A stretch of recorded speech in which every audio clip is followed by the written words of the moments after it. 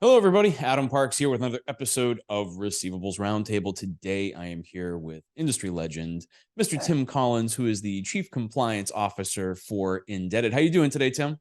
I'm great, Adam. It's good to be here. Thank you for that opening. Legendary. Absolutely. Look, I mean, I've been lucky enough to present with you a number of times now. We just did an RMAI webinar. We've done webinars with other groups in the past. I think we've done some live presentations together, and you have such an interesting perspective of the industry because you look at this compliance world, but you look at the compliance world through a digital lens, which I think is incredibly interesting. Yeah, and it's the digital lens, which is crucial, but it's really the perspective of trying to make this industry better because I've been in it for almost 30 years and realizing that this focus on customer, which we haven't really had in our industry, has really become my mission. So my mission statement is to make collections a better collection experience for the customer. And then that leads to all these other successful outcomes. Now that we're all aligned, clients are happy, customers are happy, lawsuits are made up. Plaintiff lawyers aren't happy because maybe they can't sue as much anymore, which just makes me happy inside. So it all comes back to that customer focus. Yeah.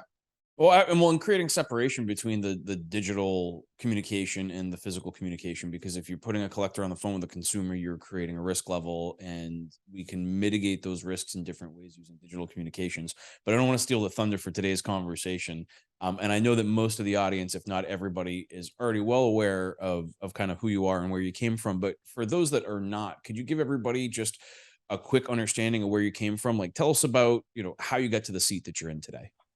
Yes, perfect. So it started off, I went to law school and came out of law school looking for my first legal job. And the only one I could get was at a law firm doing commercial debt collection. And so that gave me my experience. And they had this tiny little business on the side, which was consumers, or they called it retail at the time, collections. And as a newbie trying to become a partner, I spent a lot of time on that retail side, trying to grow that business, and realized that was going to be an area of opportunity. The commercial space was already kind of built out, but the retail space, not as much. And so started off in a law firm, went from a law firm to another law firm doing medical debt, which was a whole different experience. And that was my first exposure to technology. This law firm was doing pretty much as much revenue, but they were using computers, not cards. We weren't dictating stuff they were typing it up themselves. So it was this huge, that was my first taste of technology, Adam. And that's what got me really interested in how can technology be this force multiplier. I went from there to a debt buyer, which was called West Capital at the time, which then became Midland Credit Management, which is now Encore. Yeah. Helped them build out their litigation program, and which became a significant portion of their revenue. Had an opportunity to become a general counsel for the very first time, which was my mentor told me, is like standing on top of the mountain naked with the wind coming out of the north. But after a year or two being a general counsel, they give you a loincloth so you feel like you're somewhat covered. And I for some reason was gravitated towards that experience, was taking that risk. And so I jumped over to an agency. At that time was my first agency as a general counsel, expanded that relationship, expanded that agency to a spot where, we became one of the top credit card debt collectors that was out there.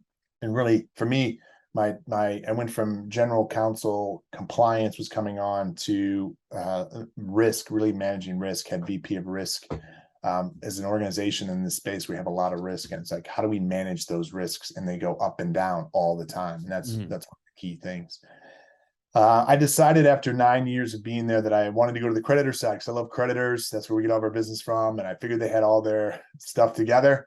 And so it'd be a nice kind of place to coast. And when I went there, I realized they didn't have anything. It was for auto finance. And the CFPB was a coming because I was just around the Dodd-Frank time. And so got that creditor experience, saw what that was like internally. And then you got an opportunity that I just couldn't turn down. Fabulous leadership team. It's working for the right people at the right time. And I jumped over to one of the largest agencies in the United States. We had 4,000 employees. We were in Iloilo in the Philippines, and Guatemala, first party, third party, ethical, commercial. We had it all. And so set me up. All those experiences set me up for the leap over to the digital space when I jumped over to the first 100% digital agency in the United States, and helped build out their compliance program. And I was there for about 3.5 years and said, okay, I think I'm done on the agency side. So I went to our good friend Mike Frost and started working for his firm Xerxes and his firm for a bit, and that's when I met the folks from InDebted. And it's hard not to fall for people with that Australian accent. And very quickly I was in love with those guys and love what they were doing on the global scale, right? So they were trying to change debt collection, not just in Australia, New Zealand, Canada, and the US and the UK, but around the world. They wanted to build a platform that could go anywhere in the world and set up, no matter what the debt you were trying to collect, where you were trying to collect it in, the language you were trying to collect it in. And so I have been here for the last 19 months at InDebted, started off as their chief customer officer, helped them launch inside the United States, and then get the right person in that chief operating officer role, and then was able to slide back into compliance, because compliance on a global scale is, while debt collection is the same worldwide, it's a shame-based event. That's how most of the debt's collected around the world. The compliance pieces that go with it vary. And we think that the CFPB is, this challenging agency. And it is, don't get me wrong, but there's other agencies out there, and I'm going to not name them so that they don't get, that are even more challenging because they're more ambiguous and they're more penalty driven. And so it's been a great experience. But along on all these experiences for me, Adam, was just this opportunity to learn. So whether it's creditors' side and their challenges, or the legal side and what their challenges are. And so I think legendary is because we have hit so many of these challenges and have survived through them and learned from them and continue to do so. And we're in this amazing time now. So that having this conversation with you today is and to be on your show is just an amazing gift. So thank you for that.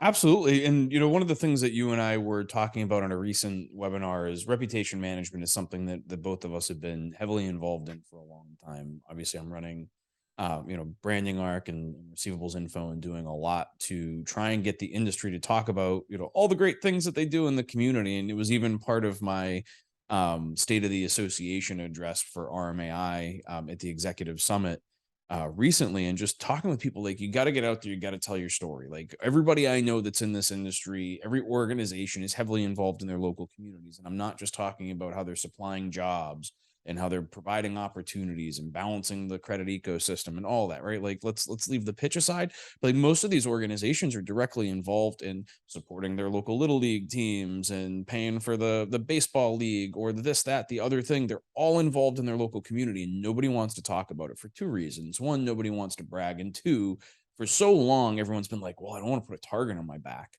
because if I tell anybody who I am or what I'm doing, I'm going to put a target on my back.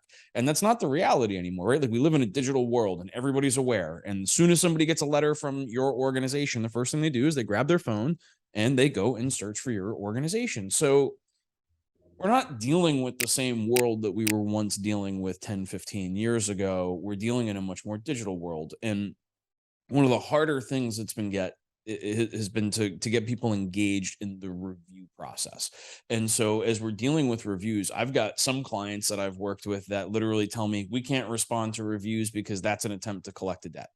And then I've got other, organization, and they may be passive debt buyers, for example, right? And then I've got others with totally different opinions. And I'm not here to provide a legal opinion. I'm here to try and help people get those positive reviews and for their organization to be seen in the light in which it should online, right? Now, you guys have a totally different approach to all this, and you've gone far beyond just trying to respond to Google reviews and have gone to the solicitation side of that, right? And so, like, let's talk a little bit about the digital review process from your perspective and what that looks like. Yeah, absolutely. And Adam, I think with all of your organizations that you've got and the companies that you have put out there, you really, what I call Wayne Gretzky did, right? Because when the world moves to digitalization, right, it moves to putting everything out there. in this industry has been we fly under the radar. Mm-hmm. The problem is the radar's gotten so good now it's at ground level. So the only way to avoid the radar is to go subterranean. Mm-hmm. And that means going out of business. And so in this new digitalized world, you're putting it out there. So having the organizations that you have, and helping the companies that you help with it is really going where the puck is going to go, that Wayne Gretzky, and so for us at Indebted, you're absolutely right. We just celebrated 2,000 Google reviews. We have a 4.9 rating. That's I know phenomenal. it's 2,000. It's like when you see a restaurant with 2,000 reviews and they got like a 4 point whatever, 4.2, 4.5, you're like, I'm going to go eat there. Right. Right. Because they got 2,000, they moved 2,000. Either a lot of people go through there or the food is so good that people feel moved to give you that review. And that's the same philosophy that we have. We want that feedback from every single one of those customers. So we ask them for it. We ask them at the end of every call if they want to give us please give us a Google review. Go out there and review us because we want that information. We want to know, do they have a complaint? And if we can fix it, you add it to your trending. Mm-hmm. We want to know if we did something really, really well, what was it? And how do we, replicate that behavior so it happens over and over again? Mm-hmm. So this fear of, this don't ask anybody anything, it's attempt to collect a debt, it's not the world we live in. The world we live in is now a world of reviews, and having 2,000, we're on a road to our goal is 10,000 Google reviews. Okay. We want to be on 10,000 Google reviews. My CEO, Josh Foreman, wants me to have that done by the end of next year. I'm saying I'm going to need a little bit more time, but as we grow, bigger and bigger, can you imagine an agency that's got 10,000 Google reviews and say they're a 4.9, 4.8? When you it's a walk defensible position too, right? Like when right. you've got that many reviews, a bad review is not as bad a thing. And we always need to consider when it comes to reviews that the consumer is personally incentivized to give you a bad review and rarely incentivized to give you a positive review. Right. Right. Angry people like to write reviews. Haven't you been on Yelp? Yes, absolutely. Absolutely. But it's exactly that. The CFPB looks at Google reviews, right? They look at that and say, okay, this company has a very low rating. There must be some problems there. So it helps from a litigation perspective. So when companies go out to, when customers go out to search you, they're going to find that. And they go, oh, this is a trusted company because 10,000 people like myself have reviewed, this company. And so liquidation goes faster. That whole, having to establish that relationship just got accelerated very, very quickly. So you're talking from a lick, curve perspective, you just accelerated your lick curves in the digital world. Something you would normally do over a phone call, maybe a couple of phone calls, some letters coming in, a Google search, where they figure out what the company you do just by your Google reviews alone. And it's phenomenal to watch because it's that flywheel effect that right? It's like you get some Google reviews, they start to push your numbers up. You get more Google reviews, it starts to push your numbers up. People trust you more, and it just becomes this flywheel. Once it starts, it's very difficult to stop. And to your point, having a negative Google review, we celebrate internally because somebody gave us feedback, and it's an opportunity for us to go and take a look at how that customer was treated and where do we miss that opportunity, just as much as we celebrate a 5-star review. It's absolutely, probably even more because you're learning something from it. Like another 5-star review when you've got 2,000 reviews is another 5-star review, right? Like you're seeing a lot more of those, but it's nice that you're identifying the opportunity. And I think it's also lost on some people that you can get someone to change a review. So if you got a 1-star review and you reach out to that consumer and you identify what happened and how we can resolve the situation, and you can actually go through a resolution process with that consumer and then say, hey, we would really appreciate if you would update the review. And they have the opportunity to do that. They absolutely do. Absolutely do. And that's one of the reasons why you're reaching out to them and say, okay, did that agent have a bad day when they were talking to them? Is there something broken with the system? Which happens all the time because we change stuff, right? All the time. So if you see something broken, it's going to show up in a Google review. Now you can go fix it so the rest of the customers can not have that same experience because they may not even review it. You may not even know. You may be missing out on money and opportunity because you didn't get that one Google review. That's what it means today, is to be able to have those. And so actively asking for them, getting their feedback, and Adam, to your point, I understand why people are afraid of posting underneath, Mhm. but you should have a canned response reviewed by outside counsel that you can post that says, hey, we're sorry you had the experience. You don't have to use the word sorry. Some people are afraid of sorry, but you could say, look, it doesn't look like you had the best experience with us. Please reach out to us here, and Yep. have this escalation department that handles that kind of stuff. Because that way other customers can see that. Mhm. And so it just becomes, again, that flywheel Well, piece. and So, Google uses that in their methodology as well. So Google's looking at how long is it taking you to respond to, a complaint or an issue, and like Google's looking at that as well, which can have a direct effect on your search engine results, right? Which is part of the absolutely. whole monopoly game that we're playing in terms of defending collection agencies, law firms, debt buyers from these frivolous litigation attorneys that are saying sue everybody and don't pay anybody, right? Professional plaintiffs, I think is what one of my Yes. friends calls them, the Yes. professional plaintiffs out there, and there's plenty of them. And I think it's important that we continue to look at the review process and how are we managing those reviews. I agree wholeheartedly with having those canned responses, at least something to respond, right? Because Yep. the consumers are seeing it. You're looking like a real business. The CFPB is seeing it. I don't think that the CFPB or really any regulatory or legislative body or anybody, that is familiar with how businesses operate is looking at the negative reviews on a collection agency and be like, oh, well, they got to be terrible, right? If there's no response and you're not doing anything, the worst thing you can do is have social media and profiles and all these things that are generating these reviews and then not respond to anything, right? The only Right. thing worse than not having a profile is an abandoned profile. It's like going to someone's website and seeing the last piece of news was published in 2012, and you're like, hey, Yeah. that's useless, but thanks. When yeah. When I look at the copyright at the bottom of the website and it says 2009, you're just Mhm. like, wow, somebody was HTML in this a while ago. That's for sure. Mhm. Yeah, well, Exactly. but that's exactly the point, right? Is like Right. we're constantly back looking at this chase, and I think that the more we can get out in front of it. Now, you guys have some interesting ways of incentivizing internally, and of my clients that have been successful on the review side, they've had some sort of incentives that they've used with their collectors or with their frontline people that are ultimately helping to drive those positive reviews. And I'm going to throw the caveat in here of don't buy Google reviews. That is a bad Oh, idea. no. Okay. If it was a good idea, I'd sell you Google reviews. It is a terrible idea. It will get you potentially blacklisted from Google, and then your social media, your website, and everything else just disappears from Google. And Google's not a public domain. They can just kind of do that, right? As a private organization. So before we talk about it, I just want to throw out there, do not buy Google reviews. It is a terrible, terrible idea. However, there are some real legitimate ways that you can go about generating reviews. Tim, let's talk about that side of Yeah. it. And to your point, Adam, CFPB came out and said in a bulletin exactly what you just said, which is it's misleading and deceptive if you're buying Google reviews or doing something along those lines. There's nothing wrong with asking customers to give you a Google review at the end of the experience that they have. And that's what we do internally. So internally, our agents are not commissioned.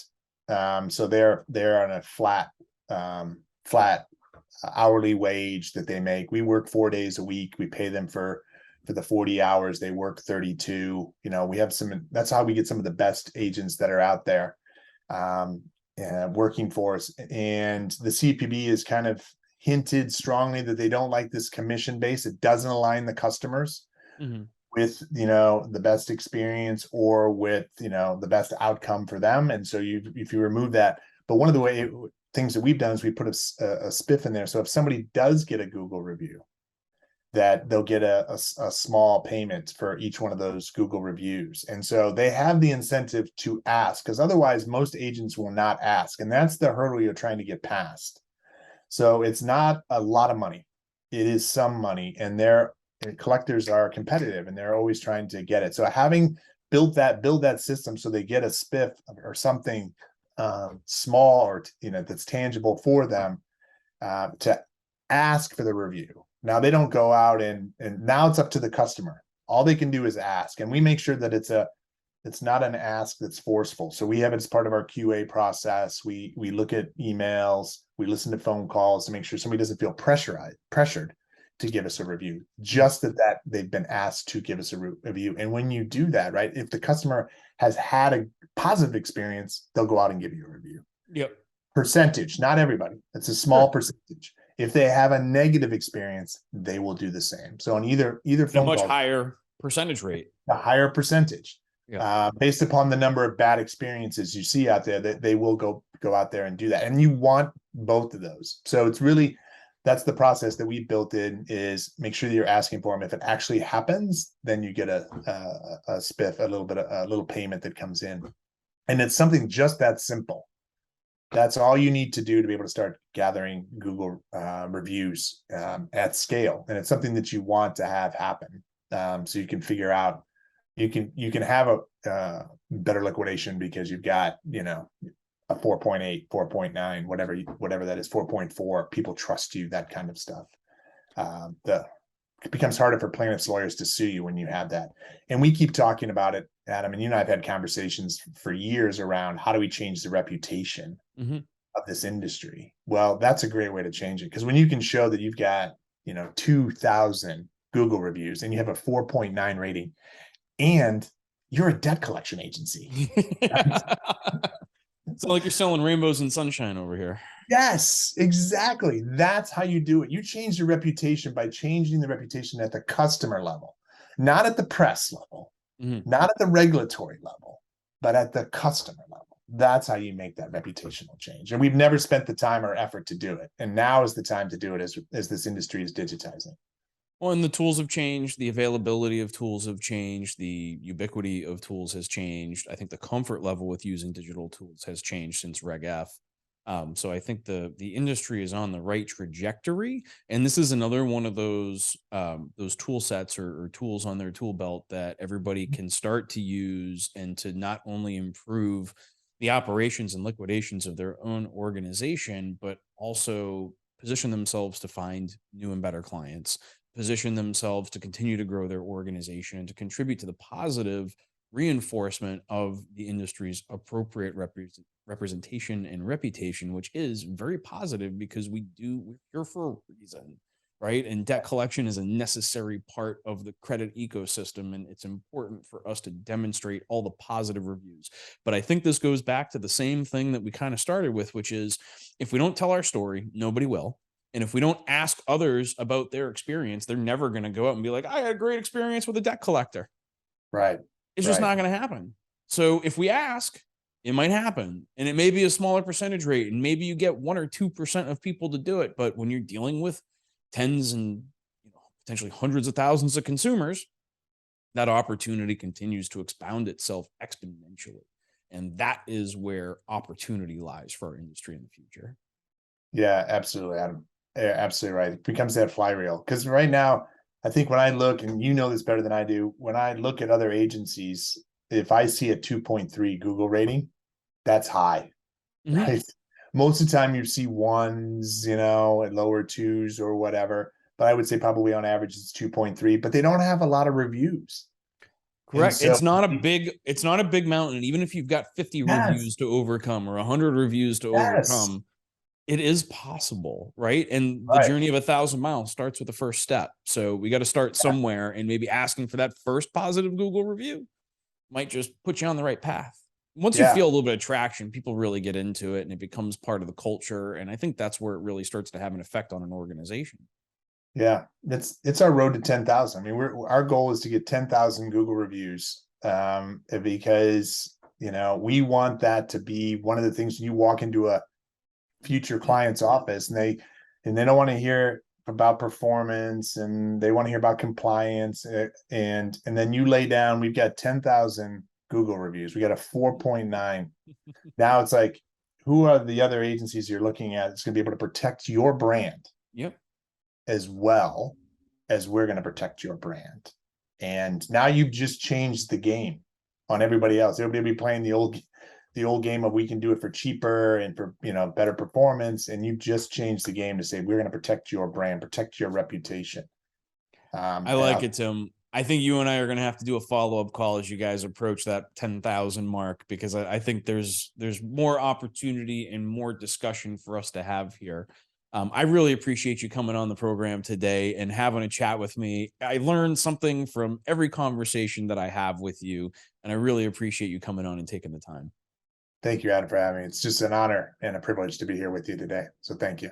Absolutely. For those of you that are watching, if you have additional questions that you'd like to ask Tim or I, and I'm sure that there are, you can leave those in the comments below here on YouTube and LinkedIn. Both Tim and I will be happy to respond to questions. If you have additional topics that you'd like to see us cover in another discussion, you can leave those in the comments below as well. And I'm sure Tim and I would love to jump on here and continue creating great content for a great industry.